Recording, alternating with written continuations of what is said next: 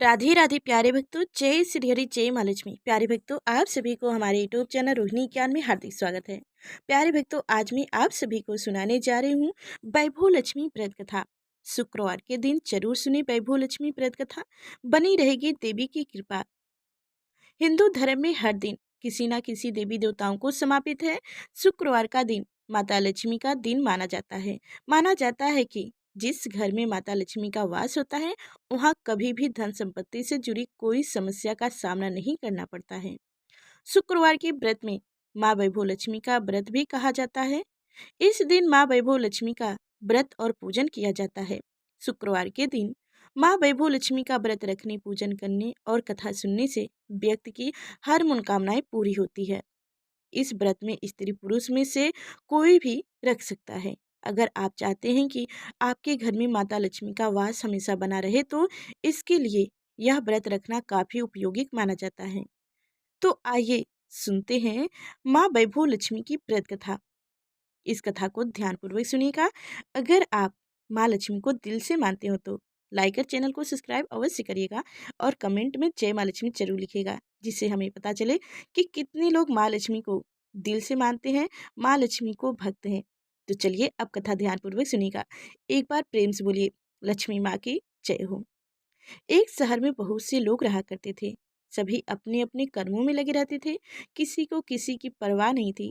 भजन कीर्तन, भक्ति भाव, दया मया, परोपकार जैसे संस्कार कम हो गए थे। शहर में बुराई बढ़ गई थी। शराब, जुआ, रेस, विचार्य, चोरी, डकैती, वैराग्य, बहुत से गुनाह शहर में होते थे। इसके बावजूद शहर में कुछ अच्छे लोग भी रहा करते थे।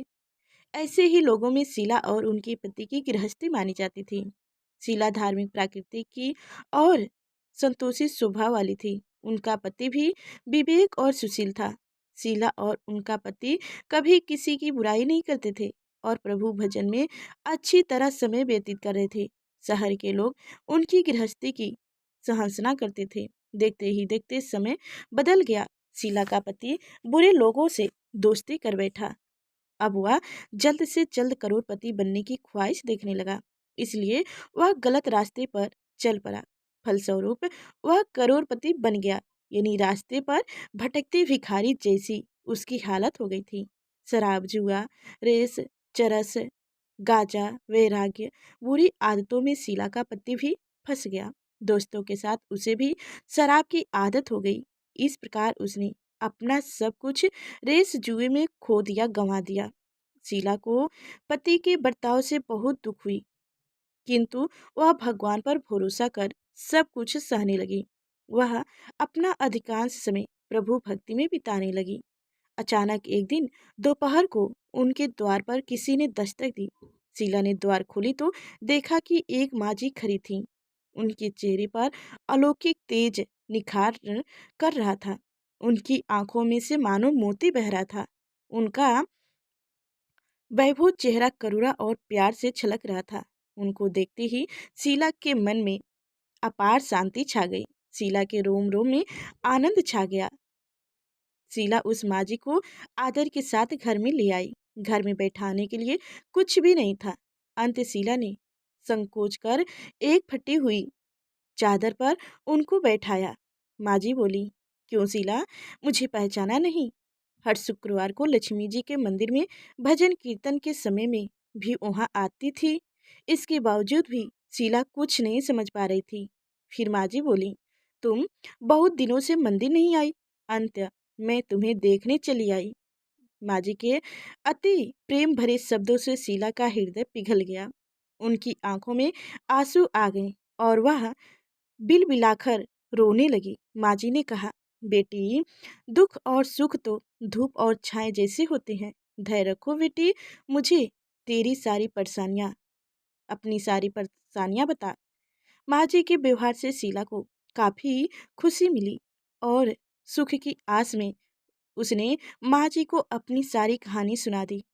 कहानी सुनकर माँ जी कहें, कर्म की गति न्यारी होती है। हर इंसान को अपने कर्म भुगतने ही पड़ते हैं, इसलिए तू चिंता मत कर। अब तू कर्म भुगत चुकी है, अब तुम्हारे सुख के दिन अवश्य आएंगे। तू तो माँ लक्ष्मी जी की भक्त है।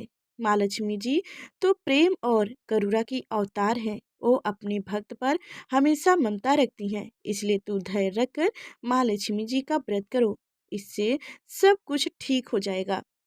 शीला के पूछने पर माँ जी ने उसे व्रत की सारी विधि भी बताई।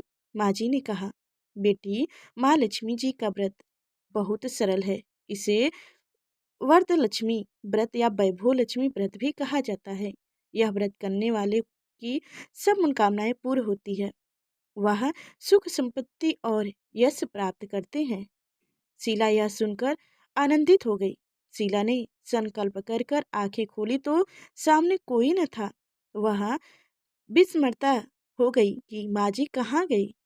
शीला को तत्काल यह समझते देरी न लगी कि माँ जी और कोई नहीं, साक्षात लक्ष्मी जी ही थी। दूसरे दिन शुक्रवार था। सवेरे स्नान करके स्वच्छ कपड़े पहनकर शीला ने माँ जी द्वारा बताई गई विधि से पूरे मन से व्रत किया। आखिरी में प्रसाद वितरण करते हुए यह प्रसाद पहले पति को खिलाया। प्रसाद खाते ही पति के स्वभाव में फर्क पड़ गया।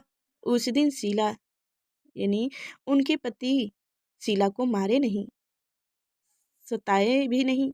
शीला को बहुत आनंद हुआ। उनके मन में वैभव लक्ष्मी व्रत के लिए श्रद्धा बढ़ गई।